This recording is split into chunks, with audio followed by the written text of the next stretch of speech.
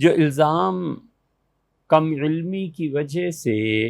یا تراشا گیا اور ارسال فرمایا گیا وہ یہ تھا کہ ہم نے بھی جھوٹی حدیث ایک بیان کی ہے۔ وہ جو جھوٹی حدیث کہتے ہیں وہ قرب قیامت میں آسمان سے آواز آنے کے متعلق ہے، اور یہ حدیث ہم نے جس طرح سے بیان کی تھی وہ تو اب خیر کوئی سنے گا تو اسے معلوم ہوگا۔ یہ روایت حضرت ابو ہریرہ رضی اللہ عنہ کی ہے، اور حضرت رسالت مآب صلی اللہ علیہ وسلم نے قرب قیامت میں جو علامات ظاہر ہونی تھی ان میں سے ایک چیز ارشاد فرمائی۔ معجم الاوسط امام طبرانی رحمۃ اللہ علیہ کی ہے، اور حافظ ابو القاسم سلیمان بن احمد الطبرانی ان کا اسم گرامی ہے رحمہ اللہ۔ یہ اصل تلفظ طبرانی ہے،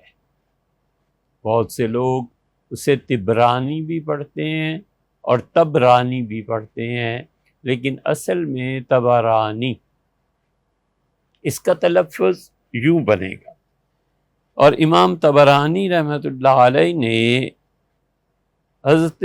سیدنا ابو ہریرہ رضی اللہ تعالی عنہ کی ایک روایت اپنی یہ جو اوسط ہے اس کی پہلی جلد میں لائے ہیں، اور حضور اقدس صلی اللہ علیہ وسلم نے یہ بات ارشاد فرمائی ہے کہ رمضان میں آسمان سے آواز آئے گی، اور ذی قعدہ کے مہینے میں قبائل جو ہیں ان میں پھوٹ پڑے گی، اور ذی الحج میں حاجیوں کے ساتھ کچھ معاملہ ہوگا۔ اس حدیث کا خلاصہ یہ ہے، اور 512 نمبر پہ یہ حدیث شریف آئی ہے۔ حضور اقدس صلی اللہ علیہ وسلم نے یہ قرب قیامت کی جو بات بیان کی تھی، حضرت نعیم بن حماد مروزی جن کا انتقال 228 ہجری میں ہوا ہے رحمہ اللہ، اور طبرانی رحمۃ اللہ علیہ کا انتقال ہوا ہے 260 ہجری میں۔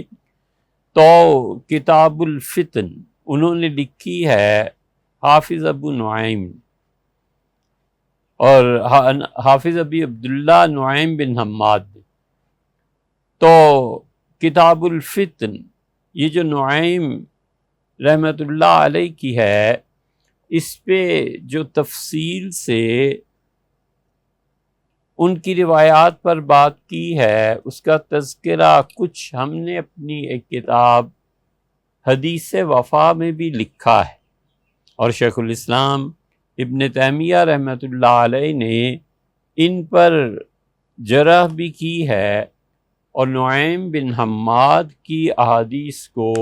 صحیح بھی قرار دیا ہے، اور اسی طرح بعض مقامات پہ ان پہ تنقید بھی کی ہے، اور وہ ہم نے اپنی کتاب حدیث وفا میں نقل بھی کر دی ہے۔ شیخ الاسلام ابن تیمیہ رحمۃ اللہ علیہ نے جس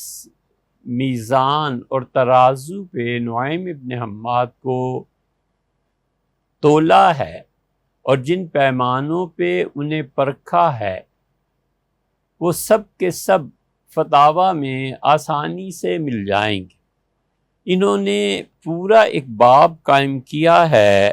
اور انہوں نے اس میں یہ فرمایا ہے کہ وہ علامات من السماء فیہا انقطاع من السماء فیہا فی انقطاع،